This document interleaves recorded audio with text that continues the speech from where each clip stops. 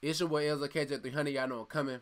Every week, I'm going to do a week review on the NFL games. Y'all know I do an individual video for the Saints always because that's my favorite team. I might do it for other games that's like big games, but when the Monday night games over with, that Tuesday, I will do my week review. And I'm going to start off this week with the injuries first because it's some key injuries to some key teams that will hurt some of these teams throughout the year. And I'm going to start off with the Falcons because they lost two key defensive players in 1 week. They lost Keanu O'Neal for the season. Their star safety, they lost him for the season with a torn ACL in week 1. And like I said, I hate injuries.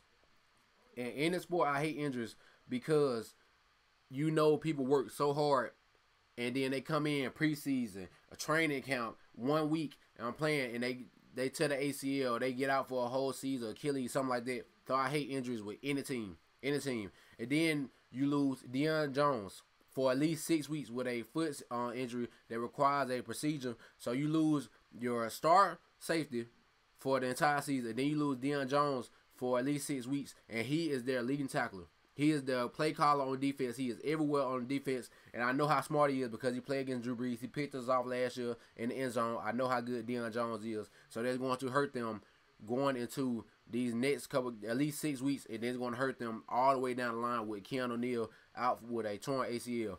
Secondly, I'm going to go to the Titans. Marcus Mariota loses Delanie Walker to a broken ankle for the rest of the season. And that's one of his biggest targets. That's his cushion, somebody he can just throw it to, and he'll do his part. Delanie Walker gonna do his part. One of the best tight ends in the NFL. Marcus Mariota, I know they don't really have that many offensive threats, but Delanie Walker is always there when you need him. He is your go-to guy, and you lose him for the entire season with that. And then with Seattle, you're going to lose Doug Baldwin for at least a couple weeks, probably a couple weeks with his knee injury. He has a knee injury, and that's their best receiver. When Russell Wilson goes out the pocket, he's looking for Doug Baldwin. And Doug Baldwin is going to give you everything he has every single game. And this is going to hurt them. I don't know how long he's going to be out, but it's a key injury for them too. That's a key injury for them. Then with Greg Olsen. With Greg Olsen out, like he did last year, Cam Newton is going to have to find somebody to throw the ball to. Literally. And I just hate that Greg Olsen every year. It seems like he's getting hurt more and more every year.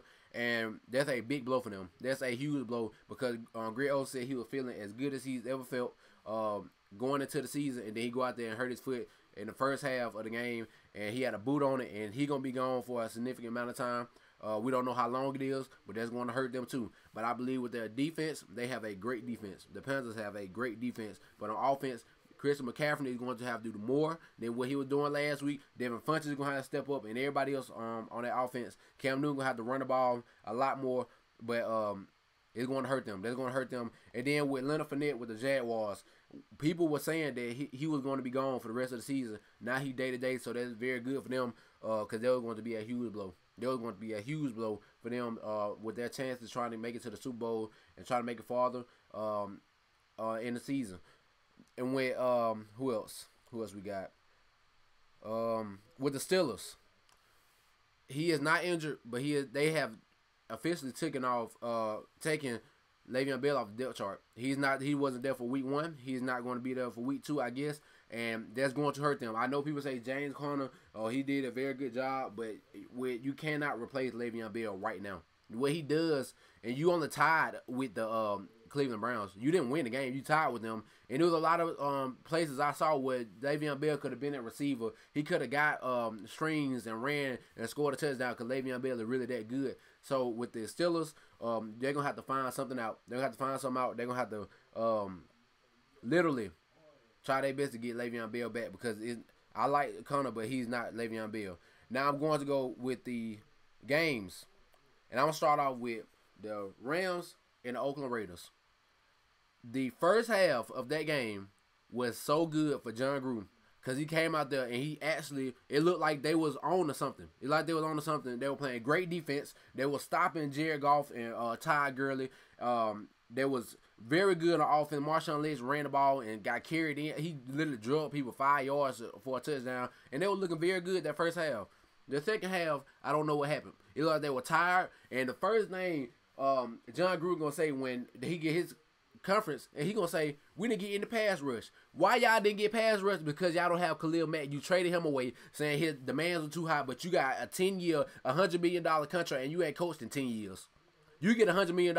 You could have walked in there and said, y'all give him something. That should have been your top priority, was to sign Khalil Mack to an extension, because you don't have a pass rush, and you said that y'all could not get back to Jared Goff at all. He had as much time as he wanted to. He had limited amount of time to throw the ball. So, I mean, y'all have to find something out with that. The defense looked like they got tired. The cornerbacks and safeties, I don't know what they was doing. They were getting beat with slant routes every single time in the second half. Ty Gurley was going slap through holes. It wasn't anybody on the first level. He was always getting to the second level in the second half. So, I don't know what they need to do. And then the offense, I like Derek Carr, but I don't understand not one of those picks he threw. One of them was a deep ball to Cook. I mean, that's a 50-50 ball. But the other two, and the last two, the first one, he just literally just tossed the ball up in the air. He literally just lofted up in the air, just like, pick it from me. And then with Marcus Peters, he literally threw it straight to Marcus Peters. He was right there, and he caught it and did a pick six. They're going to have to get it together. But for the Rams, I mean, that defensive line, the run defense wasn't that good. But when you step back to throw the ball, Sue, Darnold, and everybody else on that defensive line, they coming.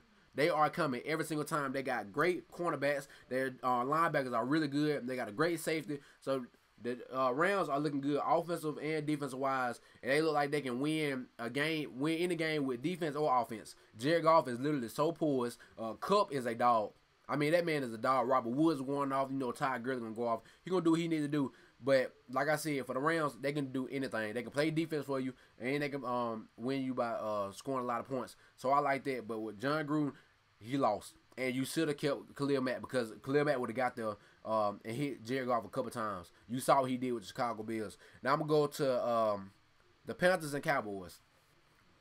All these Cowboy fans was mad at me for my Instagram post of saying that they don't have a good receiving core. I'm not saying I don't think they can be better. I'm just saying by what we seen out of all these players they got right now, they're not number one receivers. And that's okay. But somebody's going to have to step up, because 8 points is not going to get you anything. And people were mad at me because I said, people were saying, Zeke, he going to have to carry them all to the playoffs.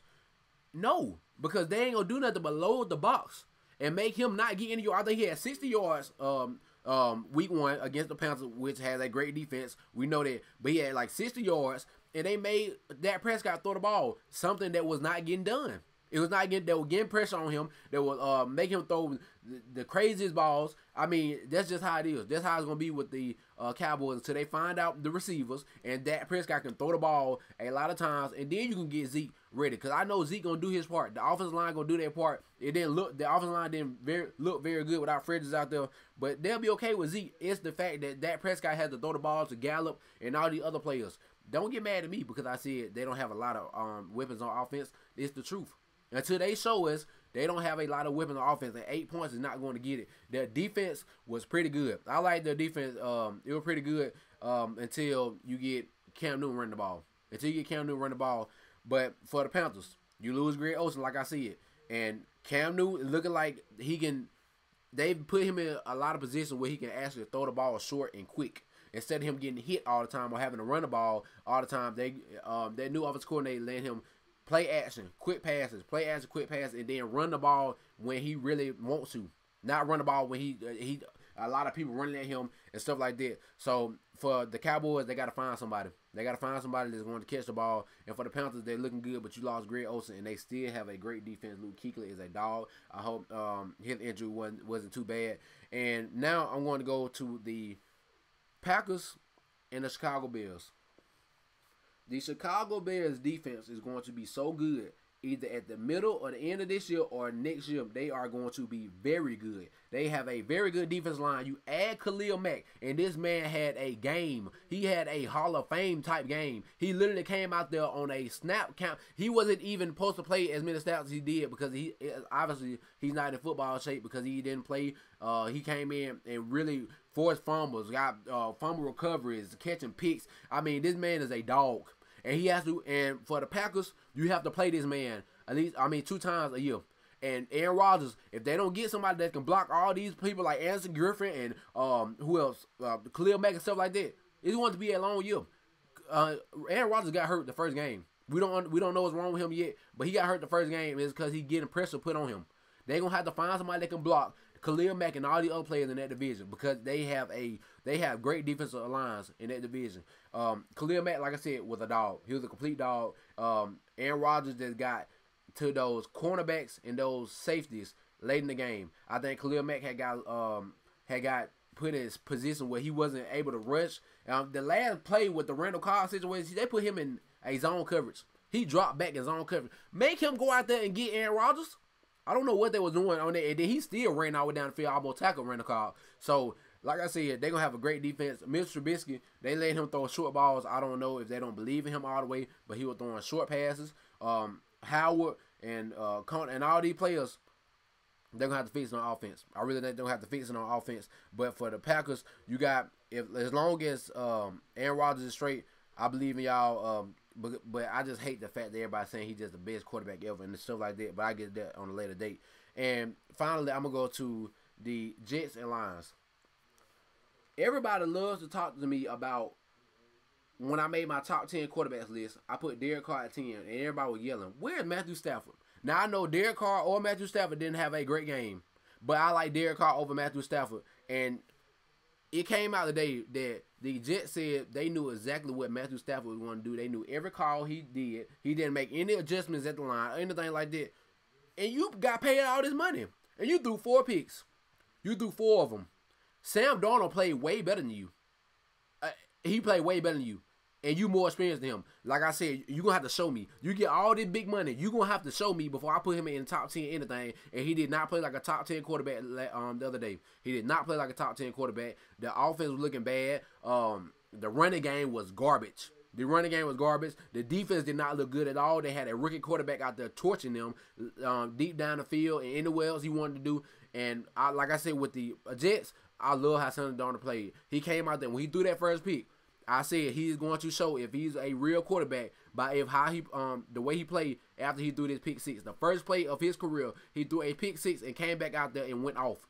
He went off on everybody that was on that Detroit Lions defense. Matt Patricia do not look very good in his first game. But like I said, you're going to have to show me Matthew Stafford. He's going to have to show me. And I think I got everybody. Oh, I'm going to go to the Jaguars and Giants. I just want to say, this Eric Flowers dude for the Giants, oh my goodness. I don't understand why he is still on the team. You can find somebody out here that's, I don't know, and pick them up for this man. He cannot block a soul. He was getting Eli Manning killed. He was getting the man killed the entire time. Like, it was like he literally didn't block anybody. He didn't block anybody. With the Giants, Saquon Barkley did his thing.